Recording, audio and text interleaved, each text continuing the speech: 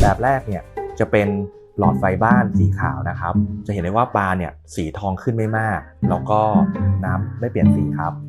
แบบที่2เนี่ยไฟ LED สีขาวแบบทั่วๆไปครับปลาเนี่ยจะสีทองซีดน้ำไม่เปลี่ยนสีแต่ตู้ยังดูสว่างอยู่แบบที่3เนี่ยจะเป็นไฟ LED สีทองแบบทั่วไปครับสีเนี่ยทองขึ้นจริงนะครับปลาสีทองขึ้นจริงแต่ว่าน้ำเนี่ยจะดูเหลืองเปลี่ยนสีตู้จะดูมืดลงแล้วต่อมาจะเป็น LED T10 ของโรพัสสีขาวทองครับอันนี้จะเหมาะกับตู้โทนสว่างนะครับหรือว่าพื้นตู้สีขาวนะครับปลาเนี่ยจะดูทองขึ้นแบบธรรมชาติครับแล้วก็น้ำใสเคลียร์สังเกตจากฟองอากาศครับฟองอากาศจะดูแล้วยังดูขาวใสอยู่ครับแล้วปลาเมดเนี่ยก็จะดูสีธรรมชาติครับไม่เปลี่ยนสีมากเท่าไหร่นะครับแล้วก็พื้นตู้เนี่ยจะเป็นสีขาวอยู่ครับซึ่งไม่สะท้อนทำให้ดูน้ำดูเหลืองครับแบบนี้ออกมาโดยรวมแล้วตู้จะสวยครับ